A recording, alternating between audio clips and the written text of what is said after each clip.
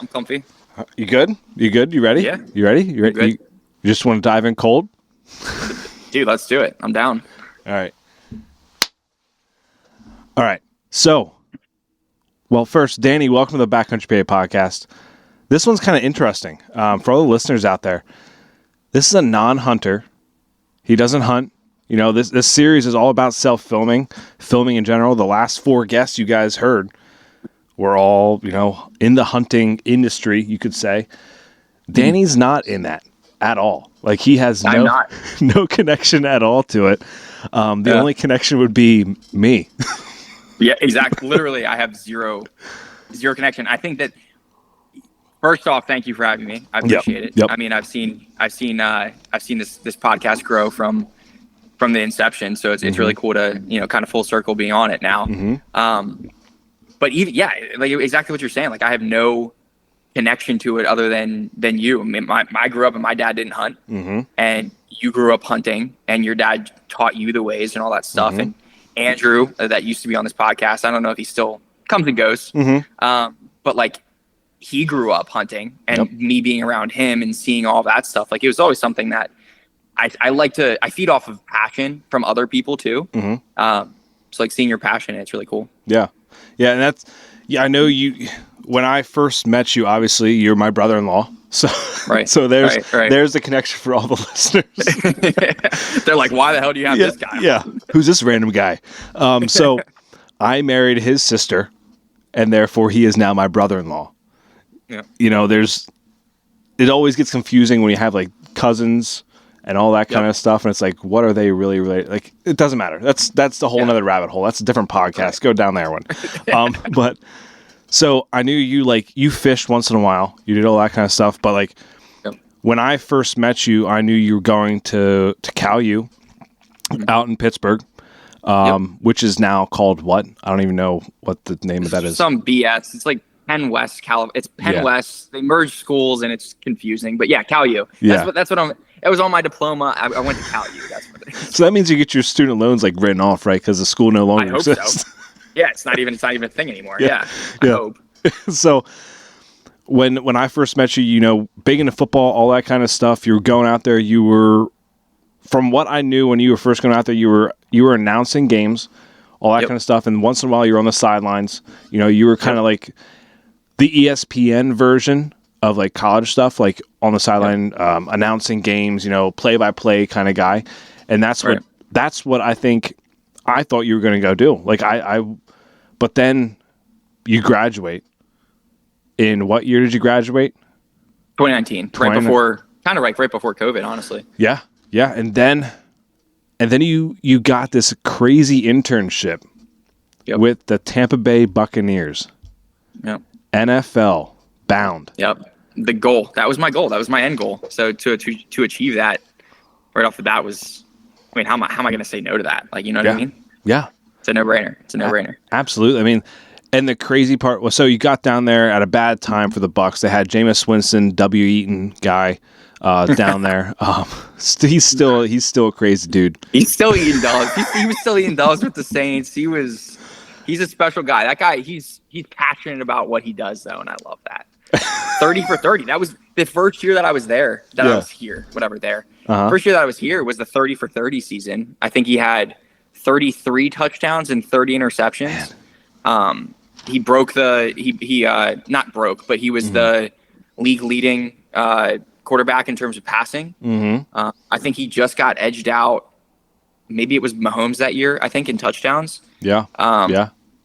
But just, you never knew what was going to happen. Never knew. So as bad as people say that year was, it was a fantastic first year for me because it was like the ups and downs of an NFL season.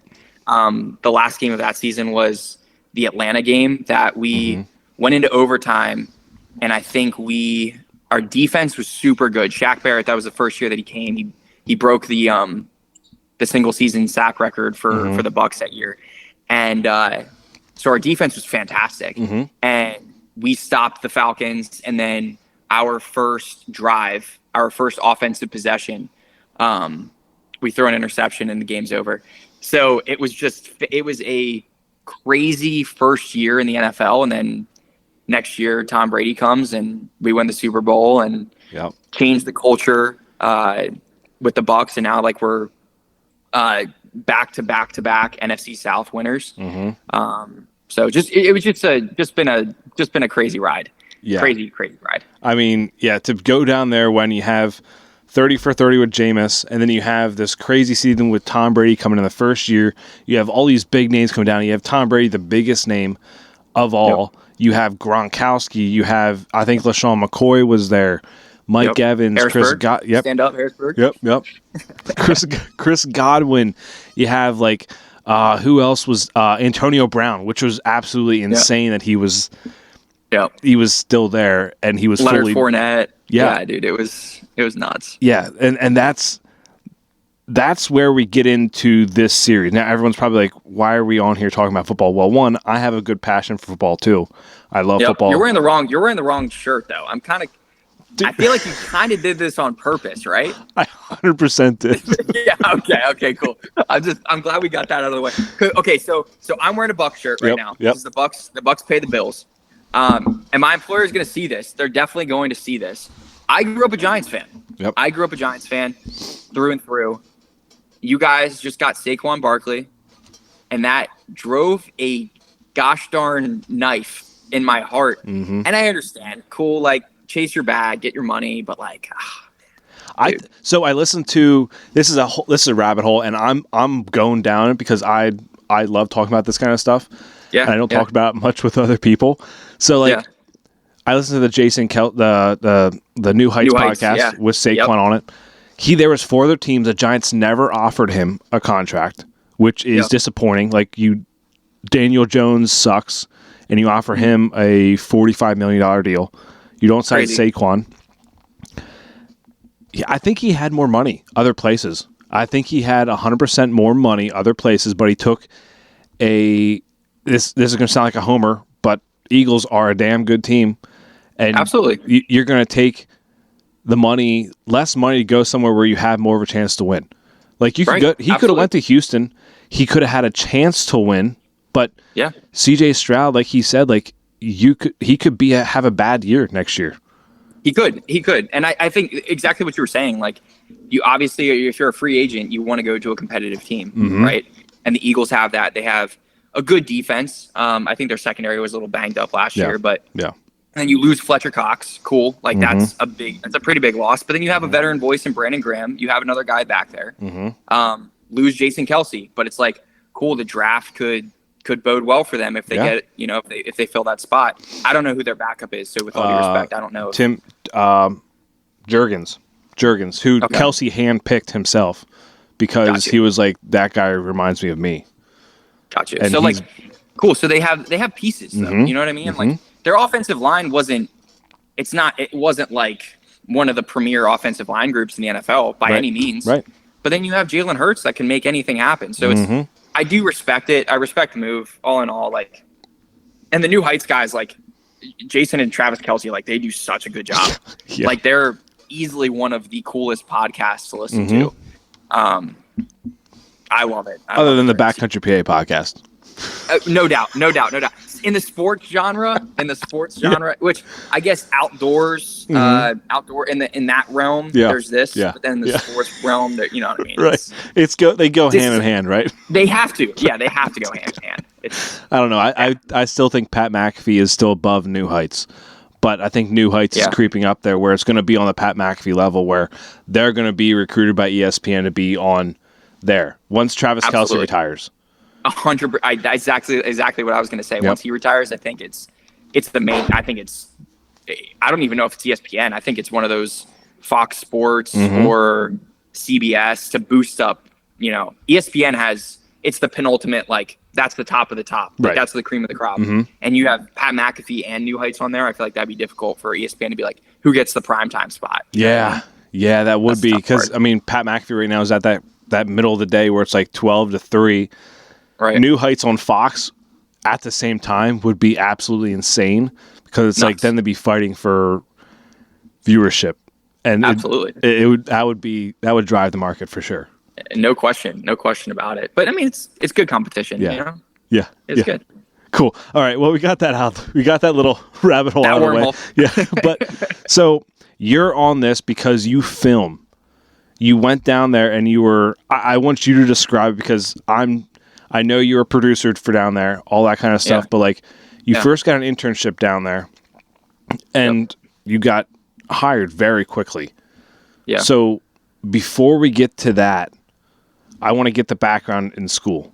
So I know you went to school for. You describe it, because I don't want to mess it up. No, you're all good. Yeah. So you walk us through what you went to school for, and like kind of like, I don't know, the cliff notes of like what that was like, what you learned from there that you took down to Tampa with you, and were able to, be where you are now. Yeah.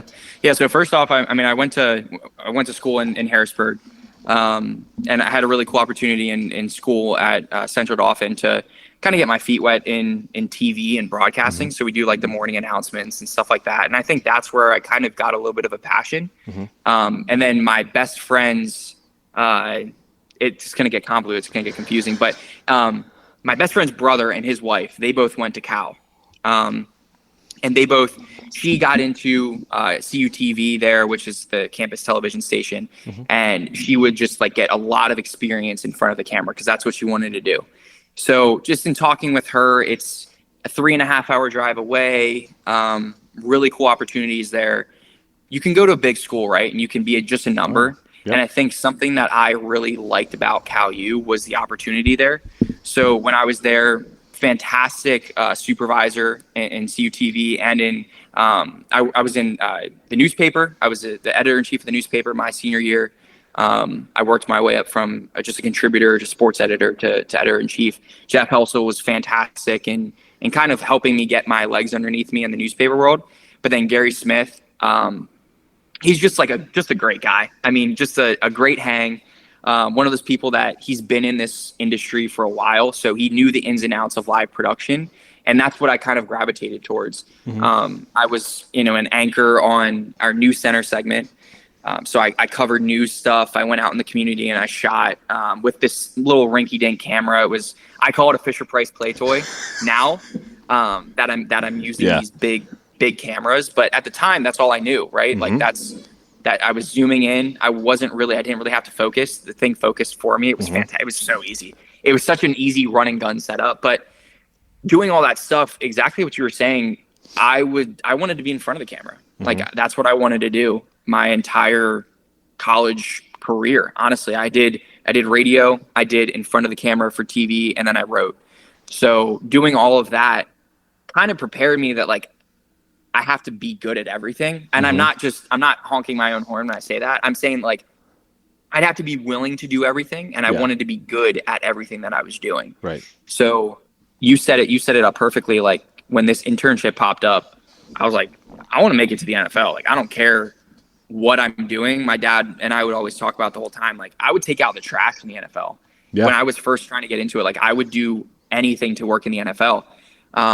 So when this opportunity opened up, I was like, heck yeah, I'm going to grab that, and came down here. Thanks to a lot of good mentors. I interned at the Pittsburgh Penguins too, and got involved in the professional ranks there, but a lot of good mentors and people that I can lean on, and came down here, worked for 2 months. One of the producers left, and I put in my resume to get the job, and they needed somebody at the time. So I kind of just stepped in and put my best foot forward. And I've been here this is going to be my 6th season, my 5th full year in the NFL, and Super Bowl ring.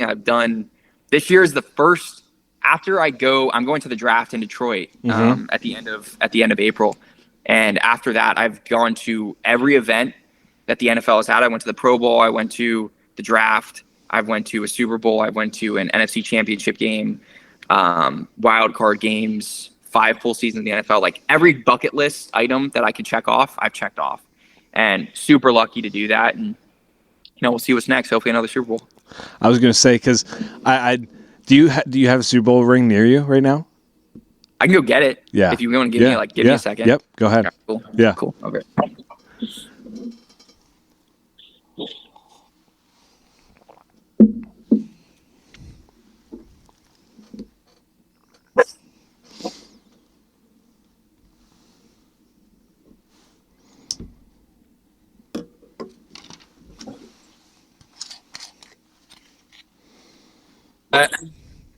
Now Cruz is all riled up because I ran.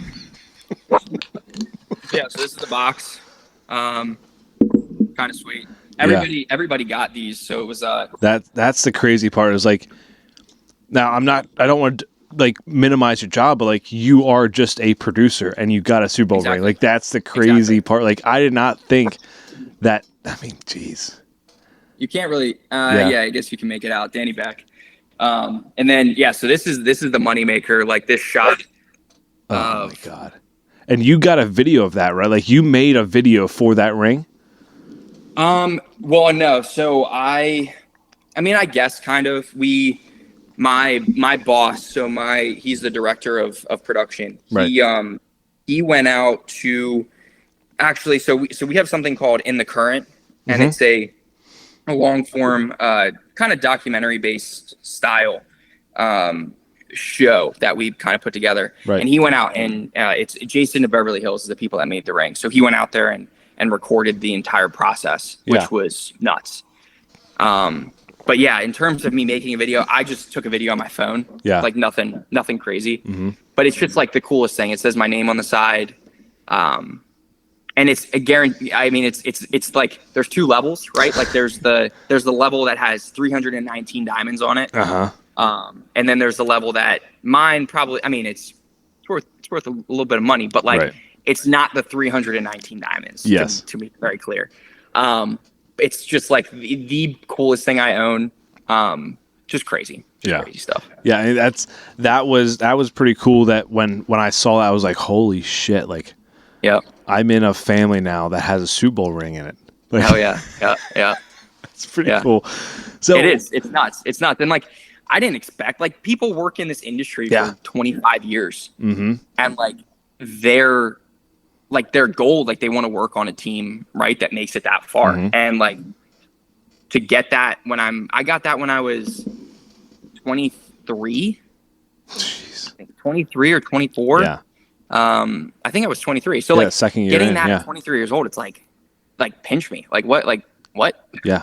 Like, it's insane. And going to the Super Bowl and, witnessing a Super Bowl, like witnessing a Super Bowl is expensive. Like to go, period, is expensive. And you were there the second year in the NFL, which we talked about it, and it was just like, dude, like you're living the legit dream right now. Like you go down to Tampa Bay, like, 8-8 the first year with Jameis. And then you go 12-5 with Tom Brady the first year down there. Go right to the Super Bowl in your home stadium. Win first time in NFL history. Yeah, which that's a whole other podcast about scripted NFL and Tom Brady. And then the next year with the LA Rams winning it at their house too.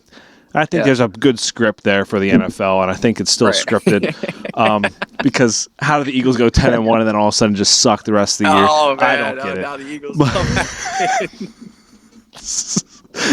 So when the transition from college to that, now there's a big jump because like the NFL has, high quality cameras. Like the videos you're putting out are seen on TV. Like some of the times, I'm sure you're actually recording the stuff that's on TV at the time. Like, what was that transition like? Because I like hearing that, because a lot of the other people, and you've watched their videos, which that's going to be part 2, which you're going to be pretty much critiquing their videos, which is pretty interesting. Because none of those guys went to college. None of those guys, all those guys are self-taught. Build it up. So, like, it's going to be interesting to see what you see in those videos that you maybe would change or how you would do it. But from going from college where you have, you don't always have the best camera gear, to the NFL now where you have legit the best stuff. Like, what was that transition like for you? To be honest with you, I'm going to be honestly, when I say this, like, I'm still feeling that transition. Yeah. I look at, a bunch of the other producers that I've worked with or around the NFL, just people that I see. And, you go to school and these guys and girls have had 4+ years of experience, doing this level stuff, right? Like these D1 schools are covering teams and, honing their craft for 4+ years. Mm-hmm. And a lot of them don't go from college right to the NFL. Like No.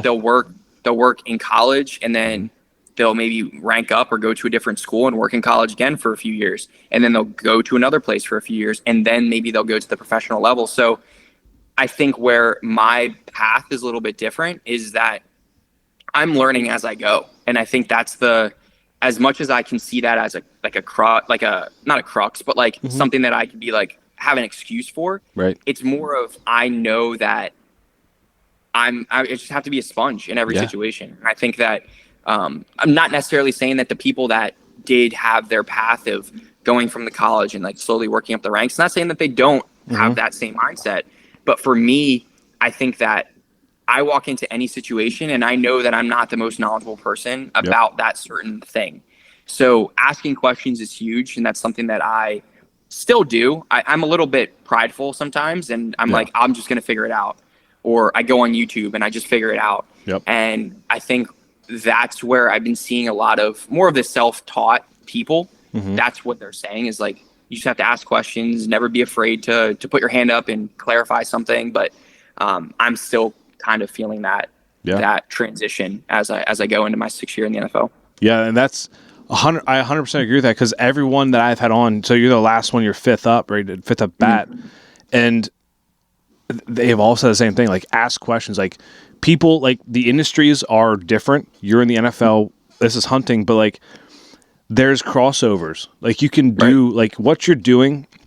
The thing why I wanted you on here is because I'm getting into self-filming this year, and filming in inclement weather is a thing. Like, you can't control the weather where you're at. Like, the only way you can control it is if you're in a dome, if you're in New Orleans, or if you're in Atlanta, or if you're in Detroit. Like, you can only control those type of things. Like, and the same thing with hunting. We can't control the weather when we're out there. We can't control the wind. We can't control the rain, the snow, the sun. Like, if we're set up in a certain tree, we can't control if the sun's hitting us and we can't really see anything with the camera. It's different things like that. And that's why I found this so interesting. So what was the biggest transition? Like, what was the hardest thing to transition to? Like, was the camera the technology used with like the software? What was the biggest one? Yeah, I mean, I think I don't want to be broad and say everything, but like, to be honest, like the camera was the biggest jump for me, right? Like, I'm jumping into a spot where I'm an intern when I first come down here, and I'm not really using the top camera. So we have 2 really nice cameras. They're Arri cameras, Arri Amiras. Jeez. They shoot like movies on. Yeah. That's like, they shot. It's insane. If you go to their website, Arri, it's a German-based company, but it's like the industry standard. NFL Films use it. It's crazy camera. Is it one of those really big ones? So it's about, the body of it is probably the width of a laptop. Okay. Just the body. Okay. And then you put a battery on the back and you put a giant lens on the front, and it easily goes to, it's probably 35 to 40 pounds. Wow. I don't know. Maybe that's just because I'm weak saying that. It's probably 35, honestly, 35 pounds. Okay. So if you can imagine that, sitting on your shoulder, for a brief, maybe like 2 minutes at a time during a game, because I usually, I have it on my shoulder for a little bit, and then I put it down, and then I put it back up. And the camera was very difficult to use. And I think that something that I am very lucky about, or lucky for, I guess, is to have people in place. There were 2 producers when I first got here that, whether they know it or not, I've said it to them multiple times that, like, I leaned on them big time. Josh and Abby, those were the 2 producers that were there when I first got here. And I could ask questions to them. I could sit next to them while they edit something and just pick their brain.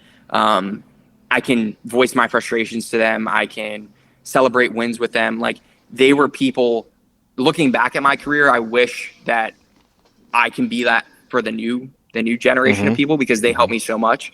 But I think that transition of just asking questions and like getting out of my comfort zone, being comfortable, being uncomfortable. Learning the camera, learning standards, like what we do on a daily basis, and doing it to a high level. That's obviously what we want to do. So just getting used to that, I think, is the biggest thing too. Yeah. So I know a lot of the previous guests say record everything. Like that's what I've gotten from every single episode. Mm-hmm. Now, with you saying like every 2 minutes you put the camera down, do you record, like when you put out, are you recording literally everything that goes on? Like no matter what it is, like it may be something you use down the road. For a game? Yeah.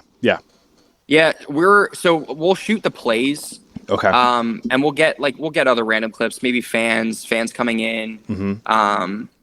Different moments throughout the game. Yeah. If we think they're cool, but we're not recording everything. Okay. Just because of the nature, we're shooting high quality. No, not high quality. Yeah, we're shooting at a high quality. So mm-hmm. meaning like, you can shoot 4K stuff. Rarely do we ever do that. Yeah. But we'll shoot 1080. We'll shoot like a high res. It's like high res. ProRes 422 HQ, whatever. Okay. A lot of words, a lot of terms, whatever. High stuff. And we're shooting maybe 2 minutes at a time. Mm-hmm. But that 2 minutes could be, if you're shooting in 200 frames a second, it could be 6 gigabytes for one clip. Yeah. So we're talking about big clips, right? They're bulky. There's a lot of color. There's a lot of, the bit rate is super high. Mm-hmm. So there's a lot of color space you can mess with. A lot of data, honestly. I think that's the best way to say it. That a lot of the clips that we're shooting have a lot of data in it, so you can't really record everything, and that's the difficult part. Yeah, but because I'm sure there's times where it's like, oh man, I wish I would have got that, or like, but how I'm sure there's also a lot of producers around, or a lot of people recording at the same stadium, like that you might not be recording, but someone else may be recording from a different angle. So like then you cross-reference and all that kind of stuff. Like it's a huge process, I can imagine, to just make just a short film. Yeah. And we have, and that's a great point too, because I neglected to say that I'm shooting, my boss is shooting highlights, and then we usually have one mic'd up person. Mm-hmm. My boss will also be on the sideline, so he'll shoot highlights in like a off speed. So that means like a 200 frames a second, or he'll shoot sound speed, which is 23. We shoot at 23.976. No idea what that is. Sound speed. I know. Could you tell by my face one? You're straight face. Like, it's basically just like there's sound speed. Yeah. So we shoot. There's industry standards. So news is like 59.94 mm-hmm. or 60 frames a second. That's like their standard. Okay. We shoot it more of like a cinematic style. Right. So that's more. I forget what it is. Here's my ignorance. It's either less motion blur or more motion blur. I think it's more motion blur. For cinematic. Watch. I'm gonna walk this back, and it's gonna be hilarious. But no. So we'll shoot at that. He'll shoot sideline sound too. So we'll have somebody that has a boom microphone. Okay. And they'll just be standing there. So anytime you hear Baker Mayfield yelling on the sideline in a good way, which is often. Well, in a good way. He's a hyper guy. He's a hype guy. He's a hyper guy. Exactly. I love Baker Mayfield. Yeah. So he'll shoot that stuff too. And then we'll have usually 2 NFL films people. So there'll be some person up high, like a high angle. Mm-hmm. And then you'll have somebody that's low and shooting the same stuff pretty much that we're shooting. Yeah. But they're NFL films. They get everything. They're wizards. I have no idea how they do it. Yeah. They'll shoot that stuff. Sometimes you get another person too. But there's always coverage. So if I miss something, mm-hmm. chances are somebody else got it. So I know previously talking like before the season, every time the Bucs are on, your sister's like, oh, where's Danny at? I'm like, how the F you gonna find him? Like, just we look for your shoes. Apparently that's the thing. Like, we look for your shoes. It's sick. I love that. Look for your shoes. I'll get some neon pink shoes next time. Huh? Yeah, there you go. AJ Brown style. Fly Eagles fly. So what angle? Like what? Because you move around. Like I would imagine you don't want to necessarily stay stagnant in one spot. Like in the end zone, I guess it'd be cool if you're seeing all the touchdowns, but it gets boring after a while. So like, which position do you like to be at? Like, do you like to be that up top? Do you like to be the sideline guy? Like, what's your favorite? So this year, actually, I messed around a little bit with being kind of from the vantage point of the fan. I really like that. That was something point of view. Yeah, we didn't really do much before. We usually stick with somebody on the sideline. But we had another camera added into the mix this year. Yeah. So I was able to. We called it. What did we call it? It wasn't. It was like the flavor camera. That's what we called it.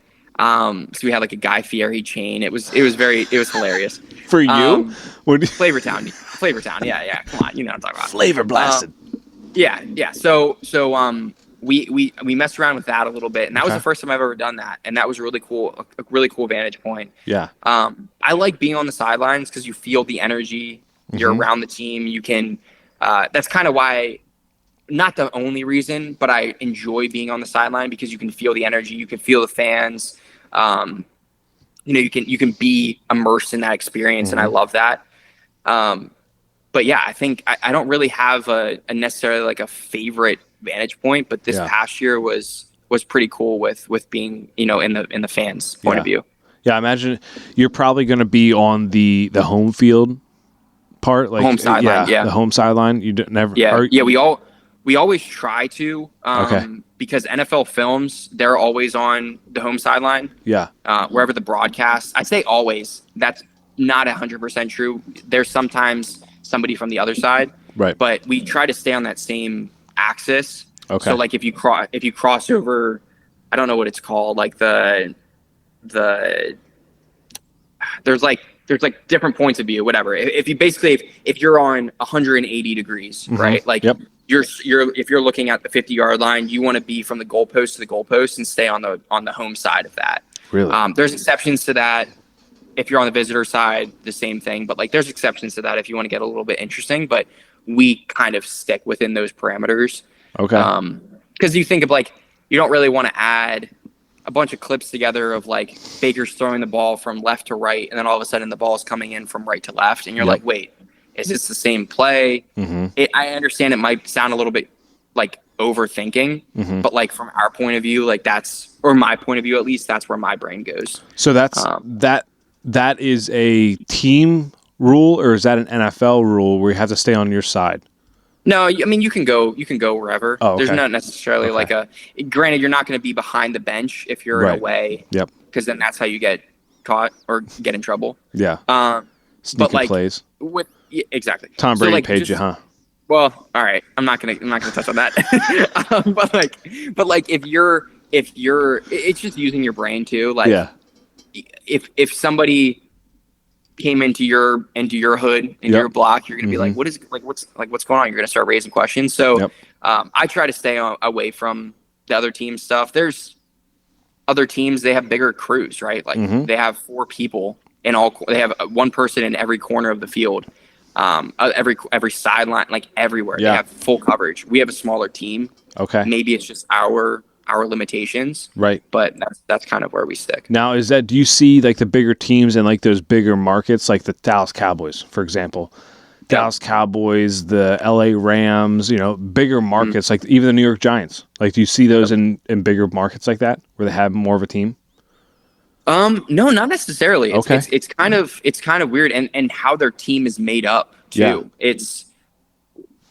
You might have a huge team, but you might prioritize press conferences over social content. Right. Or you might have a really small team and prioritize social content over everything. Okay.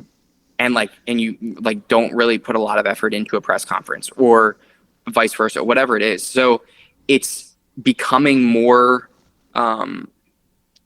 I don't know, it's becoming more of like a league standard that like you almost have two separate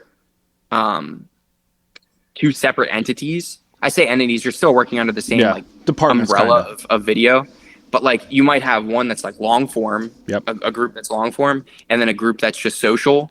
Okay. And then the social team does press conferences, does all these other things. But I don't think there's really necessarily like there's no correlation between a bigger market and a bigger team. It's kind of all over the. All right. So you said the social and the long form. What do you like doing more? Do you like the social or the long form videos? That's something that I ask myself all the time. I don't really know. I mean, I like long form, and I'm dipping my feet in a long form a lot recently, which is really cool because the long form lens, I say that in air quotes, the lens of the long form, like you have to be thinking about your next move or your next what you're going to need it for before it even happens. So you almost have to be 3 steps ahead. You have to rewire your brain, because in social, you only have what's in front of you, right? Like, you're only creating what exists. You can't make Rich Eisen say a quote, or you can't make Mike Florio say something good about the Bucs, right? Like, but if you're trying to tell a story, you can arrange it where Rich Eisen says something, and then another person adds onto that bite, and another person adds onto the bite, and the visuals tell that story, and you're trying to piece it together.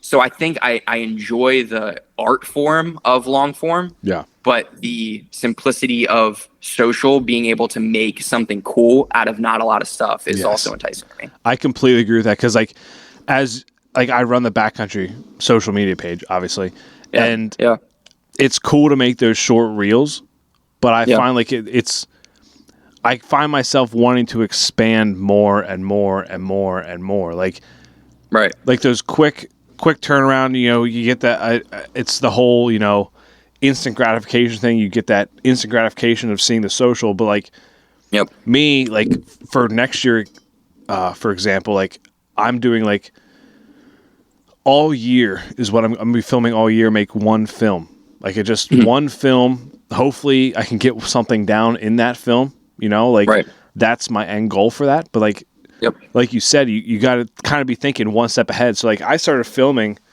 last Saturday, so March 24th. So I went out, Sunday. So I went out and I went scouting, and I was like, I took the camera with me, took the GoPro with me, little clip on my backpack, all that kind of stuff. Wasn't, to me, like it wasn't that great of footage, but like there's something in that could piece something together down the road. It could be like, if I hunt that area, I could piece that together. Like, oh, I was here this day and I found this bed, or I found this trail, and I piece that together when I'm talking and put that overlap in it. It's exactly what you said. Like, you got to be thinking ahead. Like, you got to film everything. Like, especially in this industry, like NFL, like obviously it's a little different, because like you're at an actual game. Like, you have certain things that you have to film with the plays, but like hunting is, it's an all year kind of thing. Like, if you want to make a film, it's an all year thing where it's like you got to be thinking like 10 steps ahead. Like I'm thinking to October. Exactly. And like, but I think as much as I want to say, and watching those examples that you said, I think we're going to break them down a little bit later, but like you said before, there's differences, but I think there's a lot of similarities between the two, right? Like if you're making a full film of a full year, we're doing the exact same thing, right? Like the draft, dude, we don't know what's going to happen with the draft. So like we go to the combine and we film, this is the first year that we filmed all of the prospect interviews. Did you really? Yeah. So like, wow, I wasn't in the room for it. I went to the combine, helped set up everything. And then my boss was there the entire week, but like we filmed all of the prospect interviews. So it's like cool. In the end of April, right? Like say we draft one of those guys. Cool. We have that stuff. So the same thing with you, you're going to scout a location. You see rub on a tree and you're like, sick. This is a highly trafficked area, right? Like whatever happens in that area, now cool. In October or in November, whatever, if you're like, well, I'm going to go back to that area. Sweet. I scouted this in spring and I saw this and the X, Y, and Z, and it all adds up. And then you can show that. So as much as I want to say there's differences, I think there's more similarities than anything else. Yeah. There's some good similarities there. Like it's I think the main difference is obviously the quality, right? Like the quality camera is like, I'm not going to take that big camera out and hang it on a tree. But look at what okay, so I don't know, I don't want to disrespect this the people that shot it. When we were at the outdoor show, that group, Whitetail Adrenaline. Yep. Whitetail Adrenaline. Yep. That is like, you talk about you don't want to take that out. They were taking cameras. They were that we shoot with those FS7s. That's a FS7 or a Sony body. And the guy was talking about all this stuff, and it's a film crew. Like that guy shoots for Nat Geo. Like it's the exact.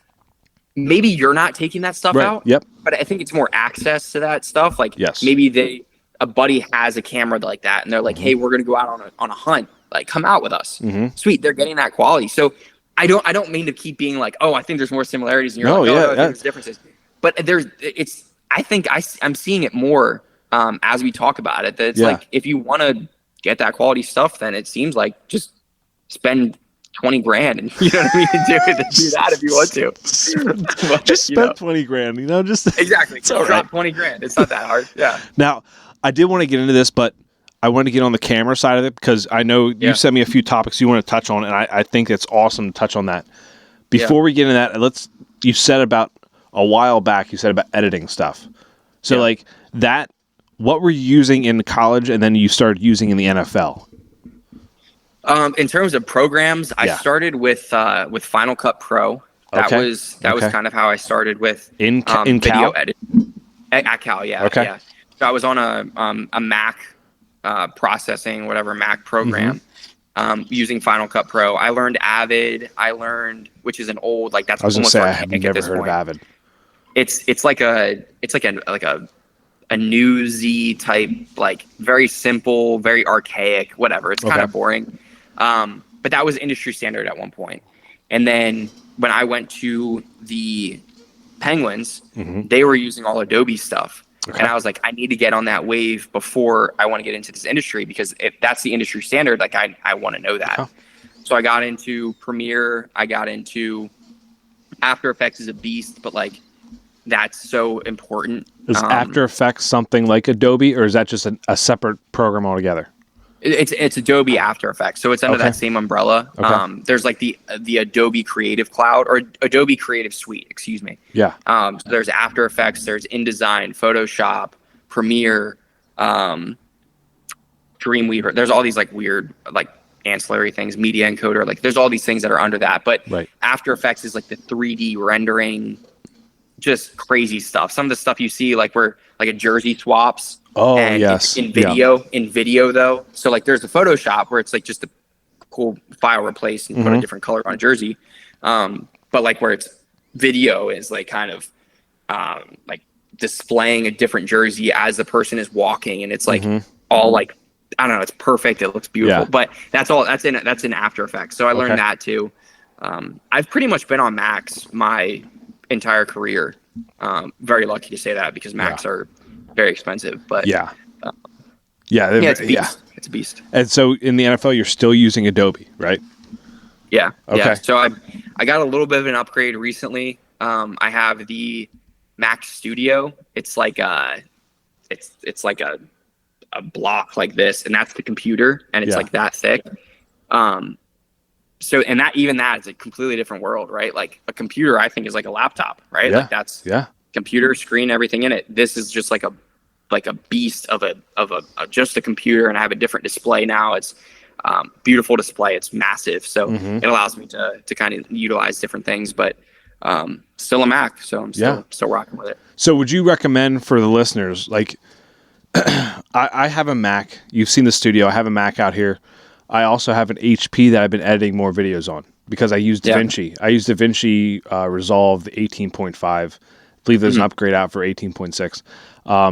But that's what I use. It's a free program. I use that, and sometimes I use iMovie. So, like, would you recommend someone going to, everyone has different, price points for things, obviously. Right. So, absolutely.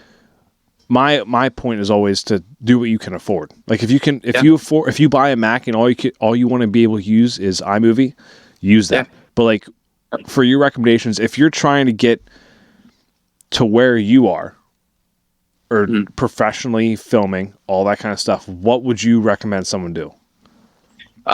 Before we say that, I heard a quote from work the other day, and it said like a bad artist blames their tools, right? Like somebody that isn't good at doing what they do blames the stuff that they have at their disposal. Yeah.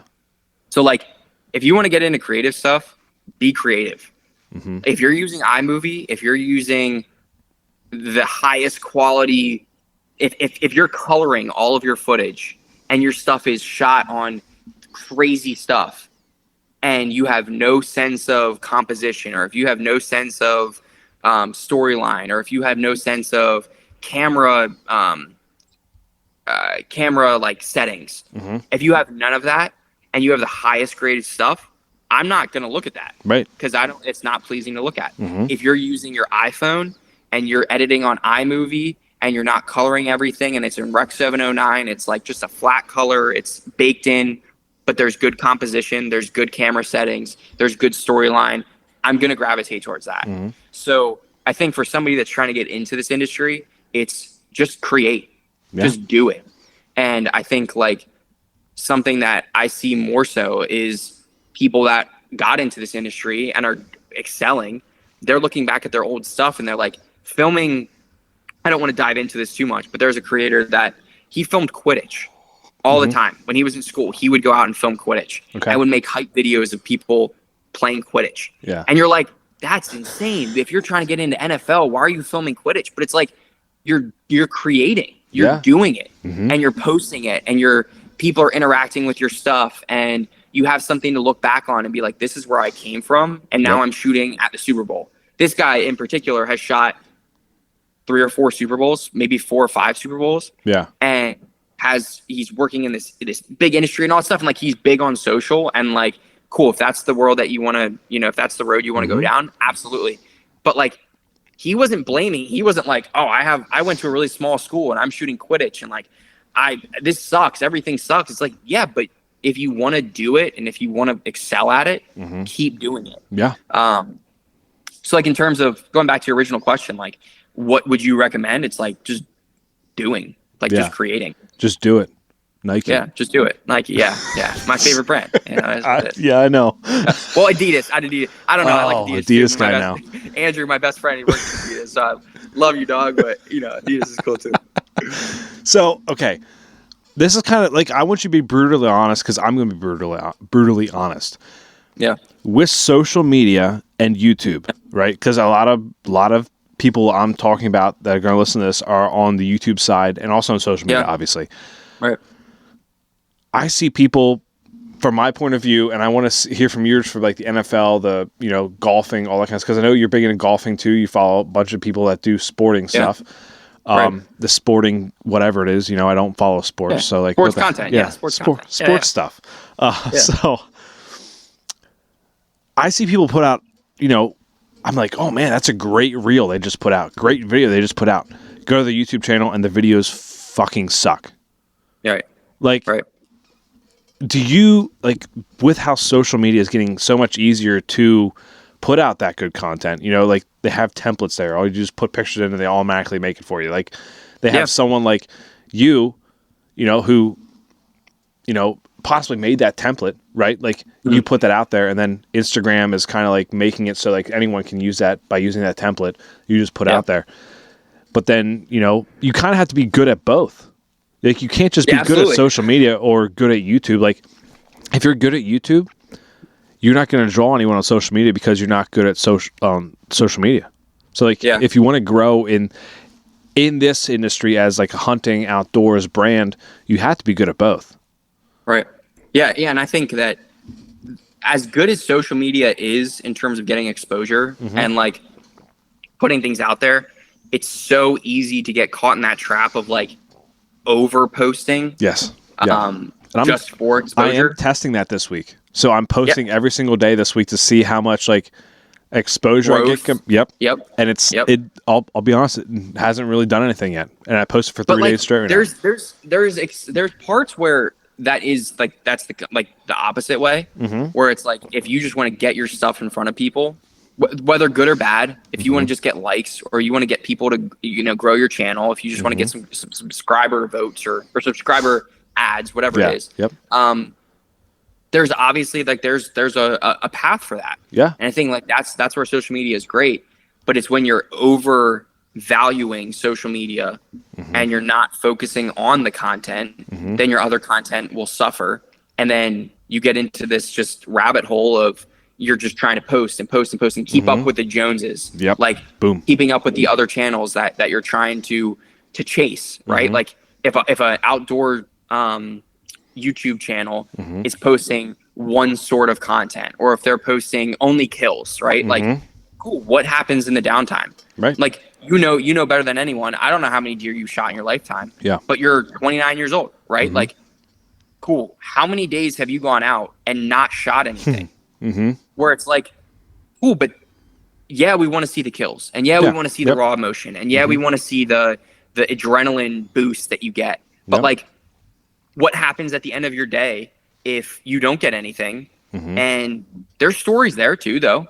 Yeah. Like that stuff happens. That there's 365 days a year. You're out hunting for 2 months, maybe, and you're going out, I don't know, 4 or 5 times a week. I have no idea. But like, there's those in-between moments where sometimes social media, you only see the good things and you only see the positive side of things. It's like there's not necessarily a negative side, but like there's stories in between there. And I think when you're constantly posting only the good things or only to keep up with other people, other things suffer. And that's where social media can, get you in trouble.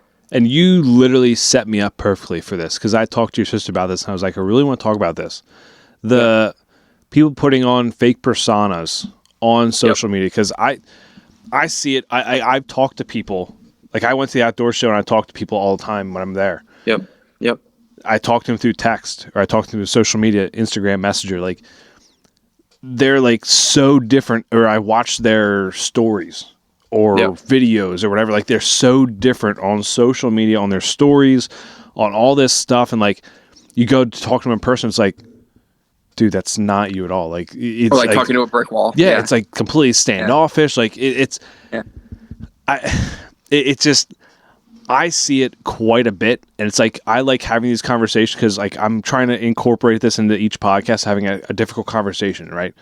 Like the difficult conversation is like, people stop putting on fake personas. Like, be your true self. Like, I try and be as real as I can on each podcast, as real as I can be in person. Like, there was times when I went with Raylan on Saturday at the Great American Outdoor Show where I was stressed the F out because like she was crying and I was trying to keep her calm, and I was only there for like an hour and a half and I drove 40 minutes to get there. I was like, dude, this is stressful. But those kind of situations, like, you can't control that stuff, but like you got to be real. Like, you got to be real on social, on YouTube. Like, you can't just put on this fake face for YouTube or for viewers or whatever. It's like, be real.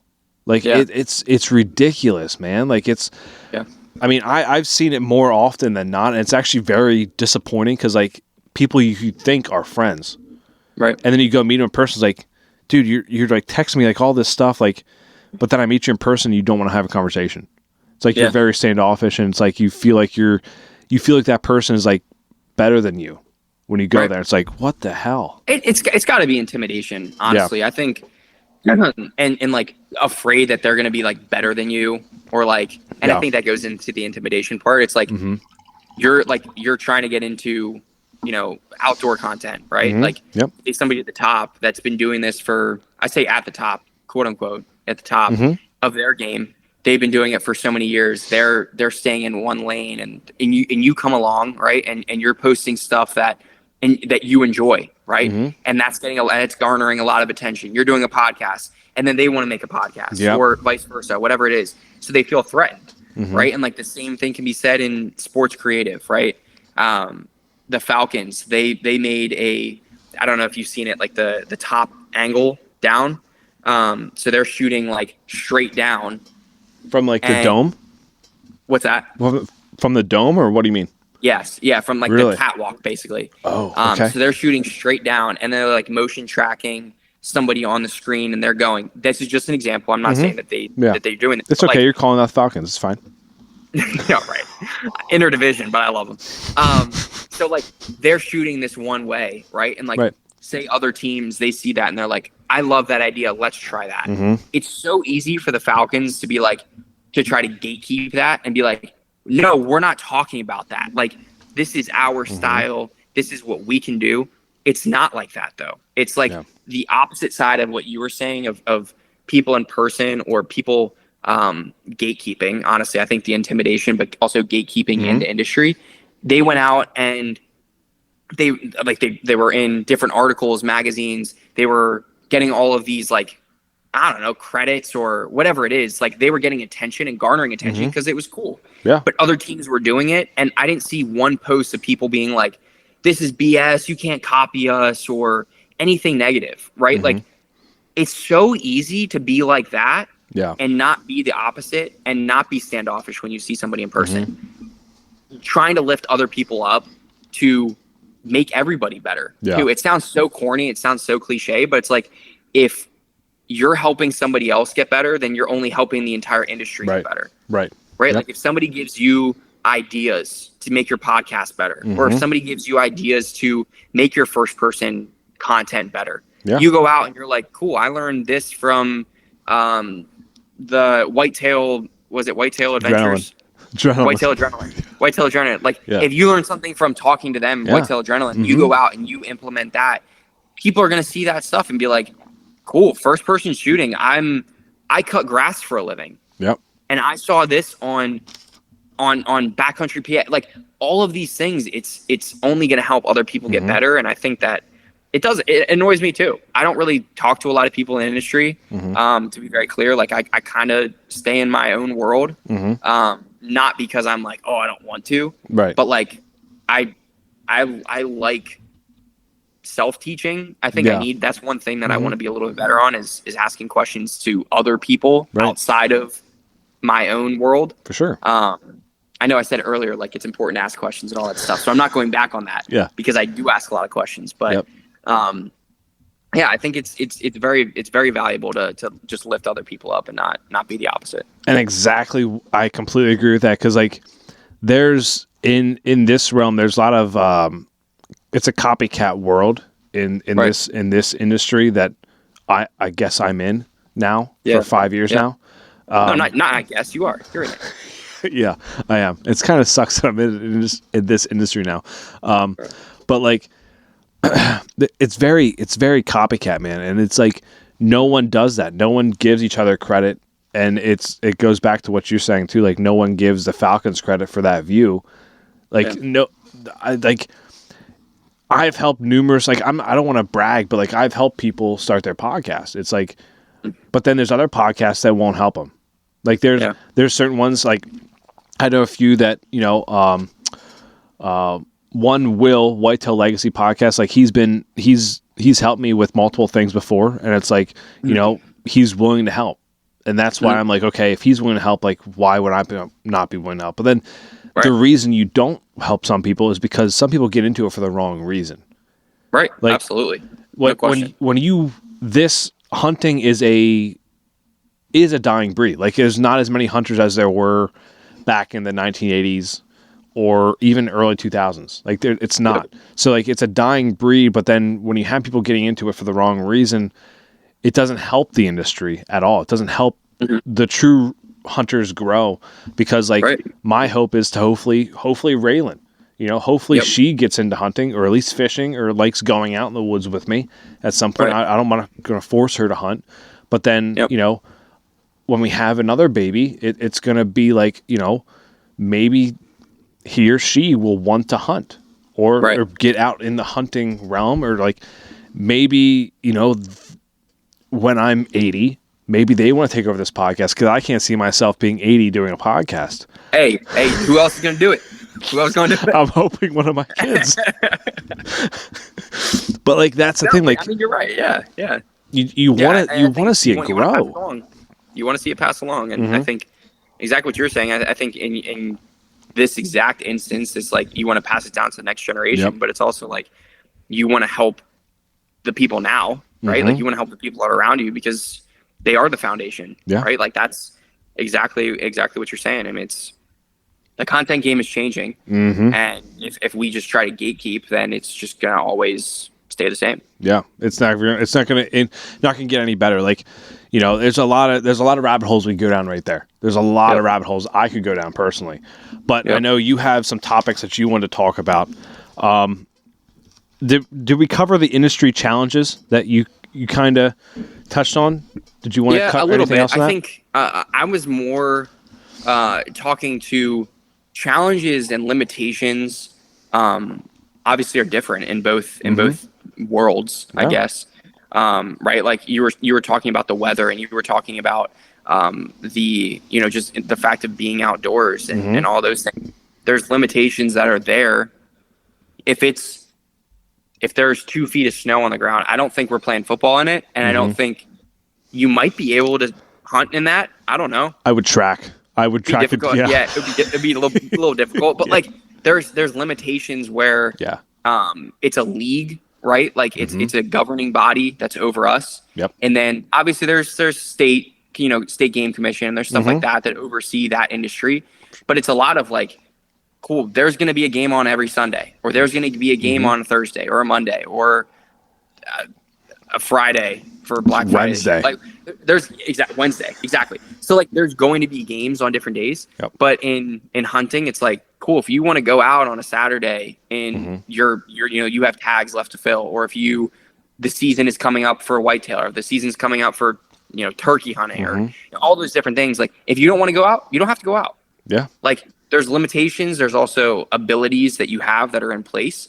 But I think the main thing that I want to talk about is more of like the knowledge base, I think, of hunting, because when we started off this podcast and you're like, I don't hunt, like, I don't fish.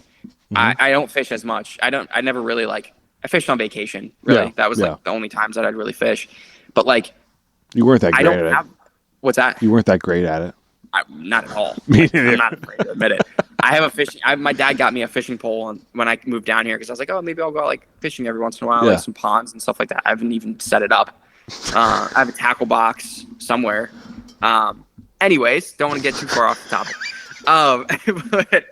But like in watching these videos, it's like you're almost watching them. If you love it, you're watching a hunting, vlog. I'll say vlog. I know it's not necessarily a vlog all the time, but like you're watching a hunt video and you're kind of being able to pick off different pieces of knowledge, of information that you can kind of use. Yeah.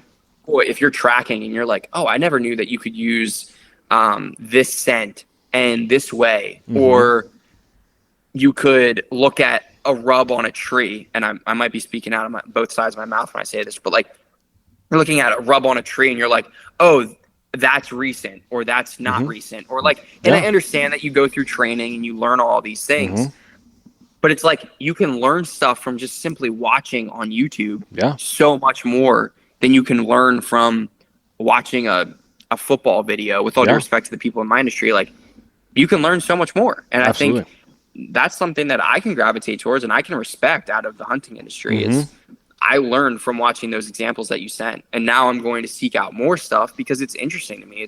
It's cool to see how people cover.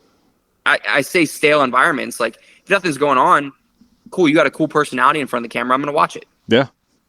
No, yeah. So, I mean, you're exactly right. Cause like I never really thought of it that way, to be honest. Like I feel like sometimes I just watch, like, for example, the one I sent you, one of the videos, and I liked all of them, but the grit, from Latitude Outdoors, like that one there, I always waited for like the next one to come out. Cause it was like, what could I learn from this? Cause like they had multiple things from that one episode. Like they had a hunt recap episodes. Like it's just, you can learn so much. And like, that's where you're at. Like you want to learn a bunch from people. You want to ask questions. You want to gain knowledge. Like that's why I watch these. Like I want to learn more, and I also want to connect my experiences with them. Like, what could I do differently next time I go out that they're doing that I could possibly incorporate into my hunt? Yeah. And I think they were even the one that in the beginning of their video, they said like, we're going to try to like get into this content stuff, like the content game, right? Like, I don't know. Was it like ads or something? Like they wanted to, I forget what they said. We'll be watching it, but like he said they weren't very good at the media side of things, and then they didn't want it to interrupt the way they hunted. They didn't want it to interfere with the way they hunted. Put it that way. Yeah. So like if it interfered at all with their hunting, they weren't going to do it anymore. Yeah, but like that, I think later in the video he was like, "Oh, I got it on video. I missed it, but I got it on video, and maybe that's why I missed it." But like, and then he like went into like talking about all that stuff, like the rawness, the raw aspect of it is something that when I was watching it, I could appreciate and I liked a lot. Yep. Cause like, I mean, you're doing something, you're doing an activity. Yeah. And if you're not used to covering it in like a content creation way, it's like shoot, I have to think about it differently, or I have to prepare for it differently. I just thought that was interesting when they're in the beginning of the video. They were just like, yeah, like we're not really good at this, but we're gonna try it. Yeah. And like, it's honestly like I was comparing that. I wrote down almost like a Dirty Jobs. Remember the Mike Rowe Dirty Jobs stuff? Yes. Yeah. Where it's like they have a narrator and they pull in like Nebraska. There's like a Nebraska sign, and they're like, "Oh, we're coming into like uncharted territories, and we're coming into an area that we don't really have a lot of experience with." And like for a viewer on like from my point of view, I was just like, "It's a different state. Like it's not crazy different." Yeah. And the guy's like, "Oh yeah, like we went to a marshland, or like we went to a little bit of like a marshy area or like a swampy area, and like I felt at home because I've been in an environment like that before, and I know X, Y, and Z." So like that knowledge base though can seep into the content and make that content more compelling. And I think differently than a vlog, differently than a first person point of view, or like you're shooting yourself. Yep. It's all different. And I think that that's something that I really liked about all of those examples that you said. There was nothing like consistent with any of them. Right. There's standards in place, but like it was all over the place. And I love that. Yeah. So, so I want to touch on this because you went from a different type of camera to another type of camera. Yeah. In this industry, a lot of people go to the Sony side of things, the Sony cameras, all that kind of stuff. Now, I have a Canon DSLR and I have a Canon camcorder. The Canon camcorder is what I'm going to be recording hunts with, all that kind of stuff. Now, I recently, I've got messages before like, oh, what camera should I get? Well, one, I don't know. I said this on another podcast, but you probably shouldn't be asking me because I have never self-filmed before, so I don't know why you're asking me this question. But I went to Walmart the other day, and I was very interested by this. So I went to the camera aisle, all that kind of stuff. They had DSLRs there. They had cheap Nikons for like $129. But then they had a camcorder there that shot in 4K for $99. And I was like, that's interesting. I don't know. A handheld camcorder? Yeah, like a small little pocket cam. You can just put in your pocket. Yeah. Me personally, I'm always for the people getting into it, buying the cheapest thing you can that you can record something on, that you can put an external mic on, because audio is king in this industry. In really any video recording industry, audio is very important. Absolutely. I'm all for someone buying the cheapest thing they can buy and doing that way. So if you can go to Walmart and buy a 4K camcorder, that 100% do that. Like, do it. There's no doubt about that. And it had the shoe mount on top where you can put the mic right on there. So I was like, man, like if I didn't have a camcorder, I would 100% buy that. Like I bought that Canon Vixia HF 800 for $200. Now it's $350. So don't know how it went up when I bought that thing 3 years ago. Not really sure how that works. But market change. Well, yeah. But I mean, for $99, I mean, you can't beat that. So like, what would you recommend? Kind of like the same thing? Like now, obviously you're in your industry. This is a different industry, but like, what would you recommend for someone that's doing that? Like if someone wants to go out and film football games, right? Like, would you recommend maybe buying the cheapest thing? Like get into it first? Yeah. I think with this industry, the industry standards, quote unquote, again, standards, is a lot of, DSLRs, Sony is the smaller body. You can get in areas that you can't really get. Like I can't get in areas because I have this giant camera with two handles here and like just massive. I can't get into a huddle with that. Right. If I had a small little camera, I could put that over my head. I could put that in little crevices of in between guys, praying or in between guys, standing in a huddle, all of those things. A smaller camera seems better for that. Yep.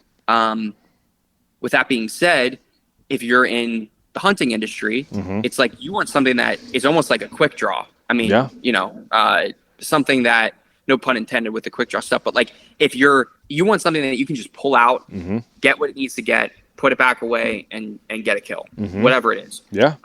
Shoot the story, whatever it is. But I think in hunting, it's like you're spending a ton of money on hunting. Yeah. Right? Like the actual thing, the activity that you do, that you're doing you need all that gear to spend money on. So it's like, if you want to get into the content game with it, just get something to just get the shot, right? Like just to get the content that you want, because you don't want to sacrifice and have to buy like a shitty little rifle or something like that because I want to get a nice Sony camera and put that in my tree stand, and I'll shoot like little BB guns at doe. Like what are you doing? Like, you know what I mean? Yeah. So it's, if you want to shoot the stuff, just get something to get the shot, and then once you build up, if you build a following base, if you build if you get all these followers, like I just said, like, then you can get the next level thing. But if you're starting out, just get the shot. It's almost like, and I'm right on board with you, because I think that's a great perspective for everyone, because like, to really think about, because like everyone who I've asked has said the same thing, like, buy what you can afford. But from your perspective, that makes complete sense from the outside looking in, because it's like, we are spending a lot of money. Like, it's almost like bow hunting. Like, I'll connect to bow hunting, because like bow hunting, you want to buy. You don't want to go buy the newest bow that's $2,000 right off the bat. Because you don't know if you're going to like it. You want to buy a bow that you can afford, where if you don't like it, it's not going to necessarily like break your bank or like break your back that you bought this $2,000 bow. My bow was $369, and it was fully set up, and I can still go out there and shoot a deer with it if I need to. There's levels to it, obviously. Like you said, if you build a following, if you know you like it after buying all this stuff, and you get into it, it's like, okay, now the next process is getting better footage, better this, better that, whatever. Then you want to. Like, that's the thing that I keep telling everyone, is like, just buy what you can afford, and buy what, make sure you like it first. Like, don't just dive in head first, be like, oh, I'm going to buy $4,000 worth of camera gear, a new camera arm, a new camera, a new external mic, like a shotgun mic, a new GoPro, a new 360 cam, like a new all this stuff, just to be able to go out there and not even, like, if you don't put in the work, like, that's the biggest thing. If you don't put in the work, like, you could buy all this new stuff. You're not. You need to put in the work, like, and that's why I'm like, there was a moment where I was like, I'm going to go out and buy a new DSLR. I want to get a mirrorless and do all that kind of stuff. And I was like, what the F am I doing? I have a camcorder that I can record stuff on. I have a DSLR right now. Like, I don't need to go buy a new camera just to be able to film a hunt, where this year I went out and I filmed for the first like 10 hunts. I was like, first 10 times I was out, and I was like, I'm done. I'm not filming anymore. Exactly. So like, the rest of the season I didn't film. But you know that, like, and that's something that's important too. It's first off, like, identifying that, well, maybe I don't need that right now. And I'm absolutely talking out of both sides of my mouth right now, because I'm like, I'm sitting here with my passion is shoebox, like shoes. So like, I'm sitting here with a shoebox in front of me, like, why did I buy this pair of shoes? But it's like understanding that, like, oh, if you want to make the content, it's like being self-aware too, and knowing exactly what you're saying. Like, the best stuff isn't always going to be what's best for you, right? And like, you talk about that camcorder, like, that's, people shoot like YouTube, like high quality YouTube stuff on little camcorders, 100%. And they're putting that stuff out. It's 4K, it's 1080p. It looks fine on a TV. It looks fine on a phone screen. It looks fine on everything. Like, for $99 or something like that, like, a YouTuber that's just starting out, that's doing strictly content, not a hunter that's doing this for fun, for sport, and for content. Like, that's completely different. Like, each industry is different, for sure. But it's like, if you're doing something that's out of your means, like, what are you doing? Like, why would you do that? Well, and like this, I would honestly say, if buy the cheapest camera you can, but maybe spend that extra money on the editing software. Maybe like, that way you can increase the quality. Like, you can increase the story. Like, make a better story. Like, I think it doesn't matter what you film with. You could film with something that was back with the VHS type cameras. Convert that to a DVD, put that on a floppy disk, get that on a flash drive, import it onto your computer, go through all those steps to do one thing, put it on there. Footage will be grainy as shit. But you have a great story there. people are going to be drawn to that because one, people love vintage shit. Yeah. Like they love, especially now. Yeah, especially now. They love the vintage look. Right. If I see a vintage video with a good storyline, like I see a guy walking through the woods going through the whole story, yeah, I'm gonna listen to that. I'm gonna watch that. Like that stuff is cool because it's vintage. And you know, it's just one of those things. Like people put such high, like if you're filming someone, you're gonna want, if you're being paid to film someone, you want high quality stuff. You want good stuff, yeah. Right. Especially if somebody's paying you too. Yes, exactly. That's another aspect, yeah. Is there anything else you want to touch on this first part? Let me look at what I mean, I said like the stylistic differences, but if we're gonna break down that stuff later, I think that's we can talk about that in that part. But like we talked a little bit about YouTube before. Like YouTube is one of those platforms that for me it's like all encompassing. Like I you know, when you look at your screen time, and my screen time sometimes on the weekends is, I'm not proud about it. It's but it's like I could be doing, I don't know, I could be doing drugs or drinking alcohol all the time and doing all this stuff. Very true. Like, the worst. You do live in Florida, so. Oh yeah, I mean, you know, I could be outside doing crazy stuff, but like I choose to be inside sometimes watching YouTube. Parkour. And what's that? You should take up parkour. Fall on my face and give hospital bills. That's what I'm gonna do. I'm much better sitting on the couch on my butt watching a YouTube video of somebody doing parkour than doing parkour myself. But yeah, I love, like, YouTube is such a cool platform. And I think for content creators, like it's a I don't want to say safe space because that sounds super, super corny, but like it's a place where you can take risks, take chances, and like if something sticks, like you have your niche now. Yep. You have your spot where you can kind of drill into a fan base and get a bunch of followers and then branch off into Instagram or branch off into Facebook or branch off into Twitter and create your personality and do all that stuff. But YouTube is super, I'm not going to say that it's like the final frontier of social media, but I think it definitely is one of those that I think can stand the test of time. And I think it has stood the test of time. Instagram's like, are we posting more pictures, or are we posting more videos, or are we prioritizing reels, or are we prioritizing long form, or are we like Twitter doesn't even have, like, what's the name of it? Is it Twitter? Is it X? Like what is it? What are they? There's the threads, like all of this stupid stuff that's just convoluting social media. YouTube is YouTube.